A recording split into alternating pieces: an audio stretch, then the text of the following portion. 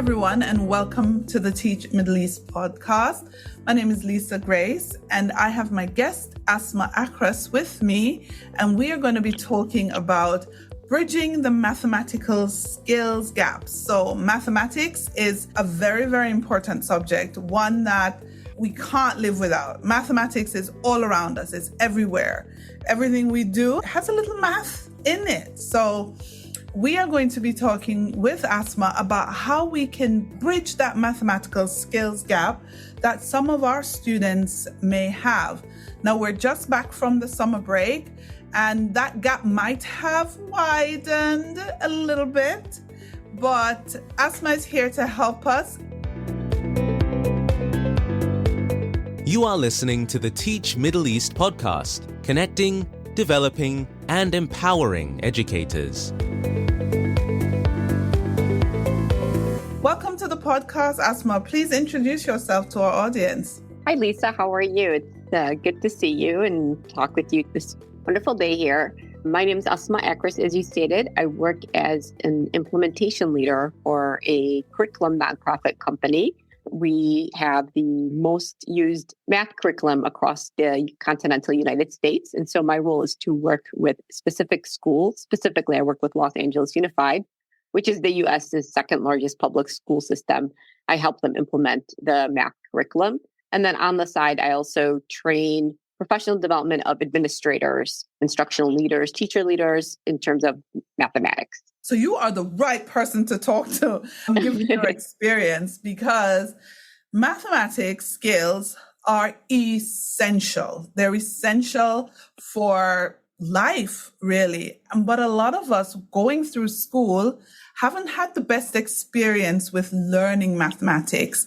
And so, I don't know, in your experience, what are the factors contributing to this mathematical skills gap in students that, can sometimes be very evident in how they approach mathematics altogether?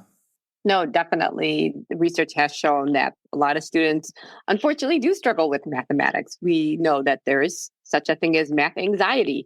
And unfortunately, I think what happens is, the cycle just continues to regurgitate itself. A lot of us might not be comfortable, especially as teachers. Math might not be our strong suit. It might not be the content that we're very confident in. And so that kind of feeds into our students at times. And then our students have the same experience. And then it kind of continues. I recall one time I supervised student teachers when I had a high school student teacher, and the way she was teaching, I could tell was perhaps not the most impactful, and she was still trying to get those skills. And I thought to myself, I remember feeling a little down. I'm like, the cycle's never going to change. How do we change this cycle of how we teach mathematics in the best way that supports students? Yeah. I think that fear, by the way, I think I have math anxiety.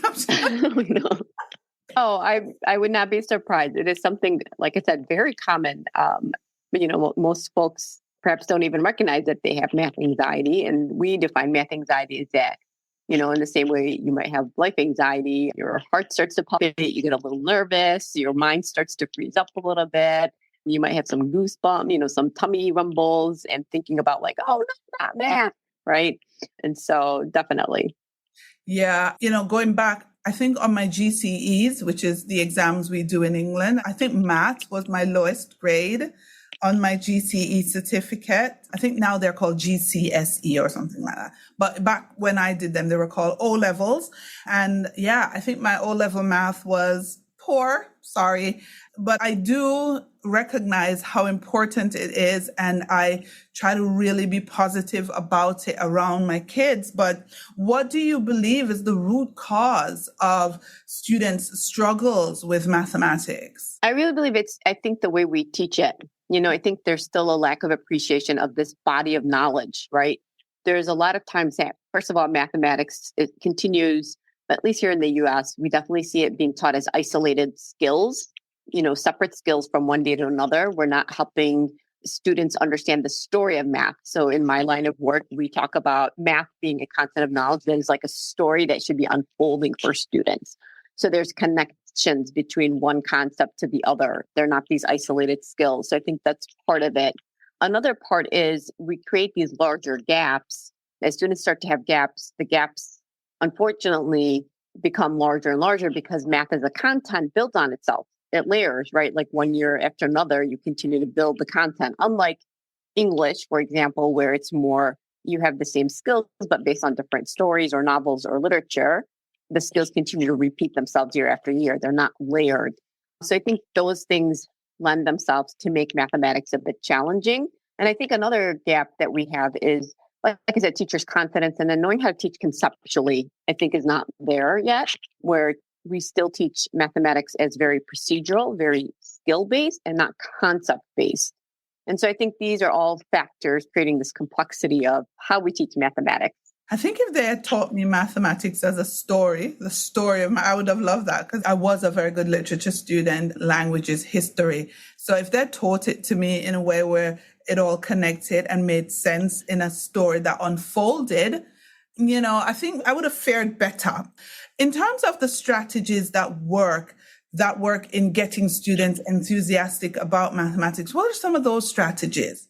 So I definitely promote in my line of work, we talk about building mathematical understanding through models, right? Manipulatives, hands-on models that are conceptually based, allowing students to have more of a discovery type of understanding of mathematics. So in the curriculum I work with, any new concept starts to be built conceptually. It's not built algorithmically right away. So we try to support students moving from that, which again is research-based, that giving opportunities for students to have a conceptual understanding, moving into pictorial or representational, and then moving into that abstract algorithm. Again, unfortunately, a lot of times students are just taught this algorithm that is so foreign, that is not connected into a storyline, becomes very procedural, very skill-based, which kind of does not give that strong foundation of a concept. And so I truly believe that when we give students models such as, unifix cubes or tape diagram or the array model, these are some of the models that we advocate for in our math curriculum. Few models so that students aren't overwhelmed, but strong models that create coherence throughout their academic school years. And so it helps build that story, right? So we start from a model early years, and that model will continue with them all the way to secondary. And that builds some coherence of links for them. Yeah, I think what is missing as well is the relevance of the topic to their lives and to things around them and making that attachment. I try to do that a little bit with my sons, but I leave most of that to my husband, who, by the way, is very mathematically inclined as an auditor. But what I think also happens is that students don't see the relevance in later life. What is changing with the mathematics curriculum nowadays to make it more relevant to students' lives and the lives that they will lead? Is anything changing? Definitely. So I know my work is that a lot of times within the curriculum, we first of all talk about access and equity, because a lot of times, again, for those students who math might not be part of their strong suit or they have math anxiety, imagine coming into a math class or the math class starts and they're already shut down. So we really are concerned about how do we create access for all students. So we kind of start with that low floor, high ceiling type of prompt that engages them. And that could be as simple as a little digital interactive video that we have these videos that are no words, no language, not much math, little cartoonish, and that just kind of starts to prompt a conversation that anyone can access, right? And so we start to engage student thinking, or we might do an activity, which one doesn't belong? And so we show 4 different types of prompts and then ask students which one doesn't belong. Again, there's no right or wrong answer. We just want students to have that confidence to be part of the conversation. Because a lot of times what we see, students aren't even part of the conversation, which then isolates them and it creates a larger mathematical identity issue, because we know identity also plays a big part of it.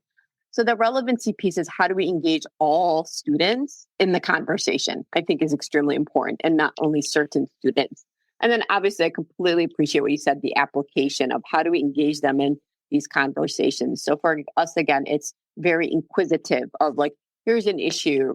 How can we help? How do we solve this problem? What do you think?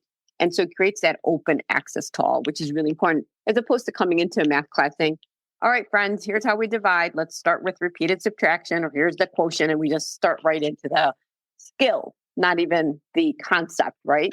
And so that's where we start to see students shutting down and feeling a lack of access into the conversation. Yeah, I think there's a lot to unpack there. So, for my teacher friends who are coming back to school now, and they come into a classroom, they're teachers of mathematics, and they've discovered a class where the skills gap has widened over the summer break. What can they do? Give some practical tips of how they can approach this student. But not only has the gap widened, in front of them are students who lack the foundational skills in mathematics. And there are variations in the skill levels in the classroom. Gosh, I'm throwing a lot at you. But really, I want to help my teacher friends here. Where do they start?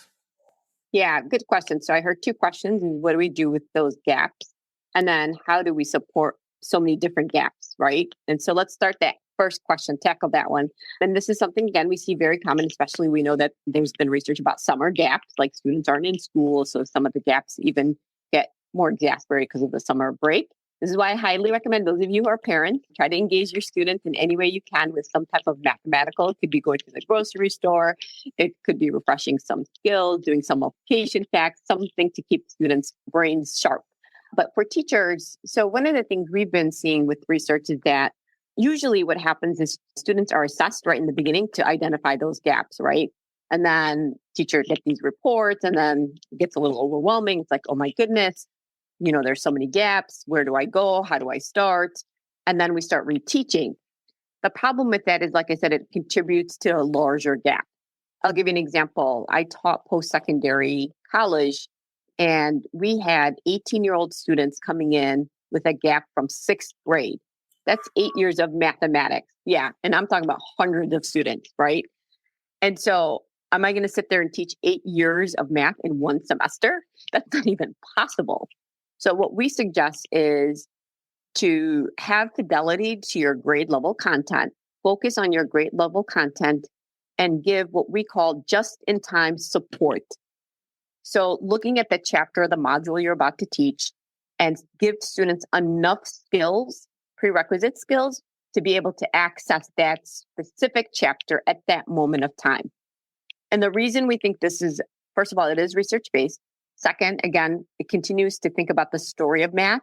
So why would I teach a skill that's not going to be relevant at this moment for this chapter, right?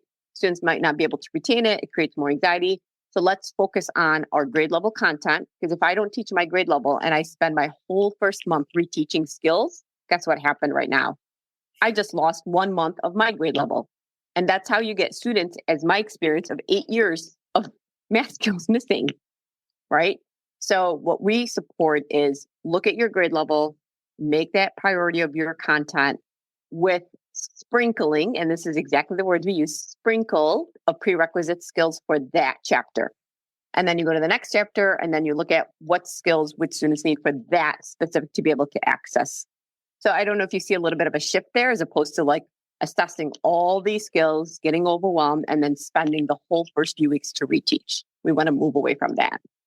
Yeah, I get that. And I see how that makes sense, actually, because there's no way you could go back and build those skills that have been missing. You don't have the time nor the resource to do that. But I get that just-in-time help would make a big difference as well. Yeah, and you would do a disservice, honestly, to the students, because again, they're not seeing their own grade level, right? So if they're in fourth grade, fifth grade, they're missing their grade level, and then that's just widening the gap further. So we want to be really strategic and analytical. The question about different skills, and this is something we are seeing, we actually expect now. We have so many different types of learners coming into classrooms, different experiences. And so we obviously promote differentiate to students' needs. And a lot of times that could be from small groups. We always advocate for teachers teaching the new content, but then as opposed to the rest of that lesson, think about grouping and how can you group students to be able to differentiate. Now, not skill grouping, but grouping according to the content into small groups and then supporting each different student in that way. And again, that takes a lot of strategic planning. So I highly, highly recommend. We always talk about planning and how important preparation and planning is for a classroom.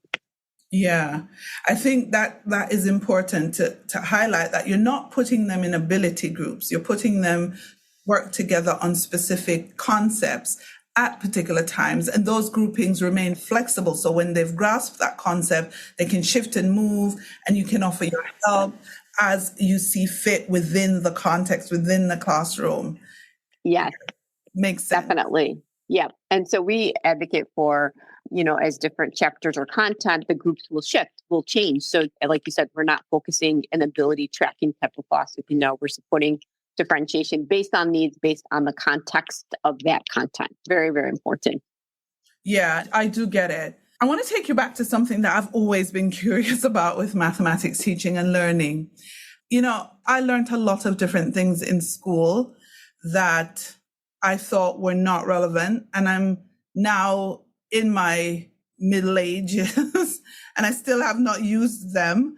How do you help students to see the relevance of some of these things like Pythagoras' theorem, certain algebraic equations, certain things when it comes on to these more abstract concepts in mathematics, especially for students who will not be going down that route? How do you get them to understand the need for that? Because I'm still struggling with that, and I've had that lesson many years ago. Yeah, no, definitely. And I think that's a huge concern, is that buy-in. How do we get students to have buy-in of like why this content is important, right? I think that's what the crux of the issue is, of like the heart of the matter.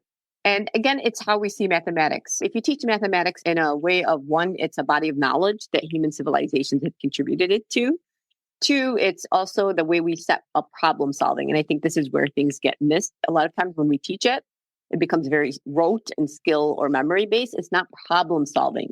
And so I think if we start to promote for students, like, this isn't just about math, it's about how we tackle problems in life, right? Any type of problem need that conceptual, mathematical, actually iterations. Like if you think about a problem that you're faced with, I'm talking about like everyday problem, like your tire is flat, like you have a flat tire, right? Like how do you deconstruct that problem to be able to solve it? And I believe that's where we're missing that conversation, that mathematics is about problem solving. It's about dialogue. I actually do a lot of training with teachers about math discourse and how dialogue and discourse, again, big picture, it talks about respecting other person's points of view. You might not solve in the same way as I do.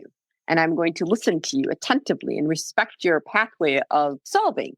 And if you think about that, that's really a human construct, right? Like that I respect your point of view. You didn't do it the same way as I did. So there's really a lot of life lessons that I think a lot of times we don't really focus on in mathematics. But if you sit back and you really see problem solving, dialogue, discourse, all of those are great human skills in the big picture of life. And so that's how I like to focus on it, as opposed to, I completely agree with you, the linear equations or Pythagorean's theorem or all these other, if we focus more on a problem solving thinking, I think it would definitely give a little bit more buy-in for our students. Yeah, for sure. I wish I had been learning math or had learned math that way, because the things I learned were really abstract. And I'm really, wondering if I would have fared better in my mathematics classroom had the teaching been done in a more problem solving, if there was a lot more storytelling, if the whole thing made a lot more sense. I was just like, today we're learning this, and then tomorrow we're learning that. And that's how I got taught. And I was taught a method of how I work things out. And sometimes I didn't get the method. And so I couldn't work the stuff out. And I didn't get much option. And if I worked it out another way, they were like, well, that was not the way you were taught. So why did you go and do that? So it was difficult. Yeah. And I love that you said that, Lisa, like that it was only one way. And we know mathematics is not only in one way, right? I love the fact that's actually one of the issues, is that a lot of times we're just saying, this is how you do it and do it. But that's not true. Mathematics actually has a lot of different pathways of ways to problem solve. Yeah, I just didn't get the option. Yeah. And I'm glad teachers are changing. And all my teachers who are listening to this podcast, thank you for being keen mathematics teachers who are taking, this kind of professional development seriously. But when we look at mathematics teaching and learning now in the age of technology, where students can just punch things in and get the answer, what role does technology play in the mathematics classroom? Yeah, definitely. So I think it just as a profession, really landscape is changing. We see all this artificial intelligence, ChatGPT, all these different things that are coming out, making a lot of folks a bit nervous. And my advice is just let's embrace it, because we know this is just the development of human civilization. And embracing that means, how does that impact our learning, and how does it impact our field, right? And personally, I actually think it's very powerful because it gives, again, that optionality of forcing us to shift on how we teach, right? And so here we have this technology that's coming in, and it's just going to make that change have to be that much more important, right? Because as you said, students have access. So why should I have to sit there and solve this problem if I can just put it in my artificial intelligence tutor here and, solve this quadratic equation, and then there's my prompt. And so this is, again, it will force us to think about, well, what's really are we trying to teach? Are we just trying to teach a procedure, or are we teaching a concept? And so again, I would argue that if we're teaching more conceptual problem solving base, that, those types of technologies should not be seen as, I guess, a threat, I want to say, but, perceived as something like, well, what do we do now? Because we are, as teachers, beyond spoon feeding, I believe.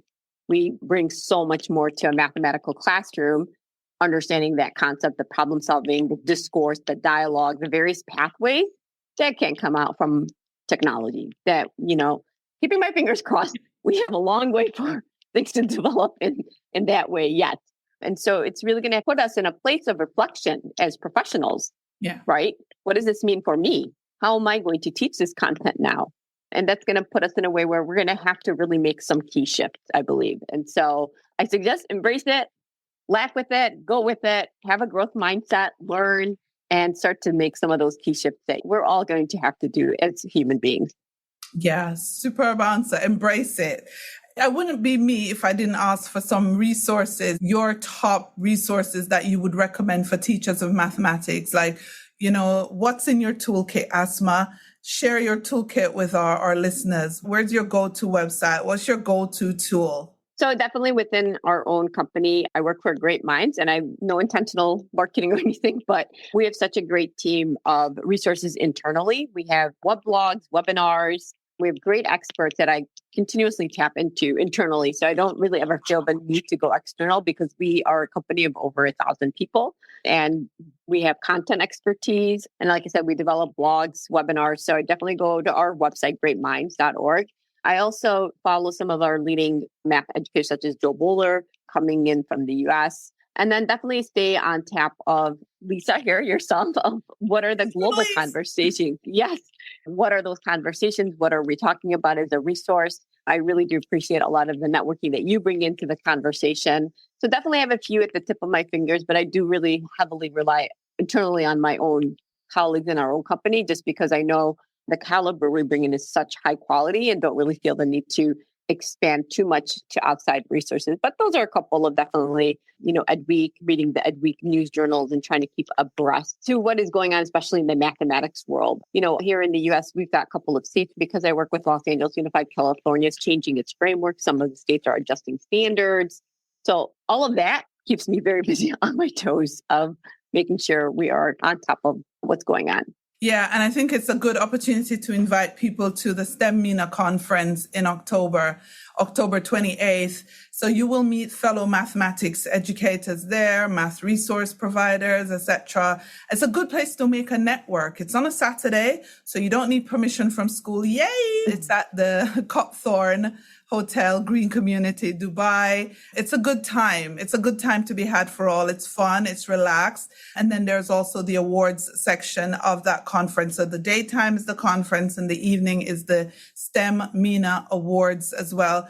And I think it's just good for making networks and for seeing what's fresh, what's new, what's out there. And also making sure that your voice, is added to the conversation in the workshops and stuff like that.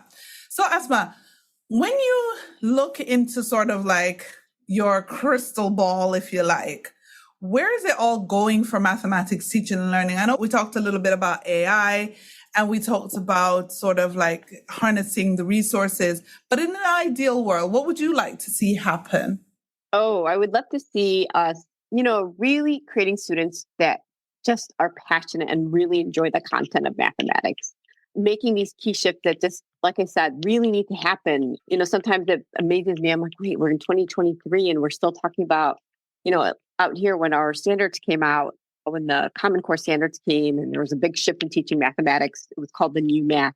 And here we're almost like 15 years or 10 plus years into it, and people still call it the new math. So I hope we stop calling it the new math because we're like so into it. But my crystal ball would hope to see students loving mathematics, not having anxiety, exploring, bringing in back that, passion of learning, which unfortunately I see is decreasing more and more in time, of just wanting to learn, way of problem solving and the content itself, and having that love of the mathematics itself. Brilliant. That's a fabulous place to end the pod. Thanks, Asma. Thank you, Lisa. This was great. Thank you so much. Thank you for listening to the Teach Middle East podcast. Visit our website, teachmiddleeast.com, and follow us on social media. The links are in the show notes.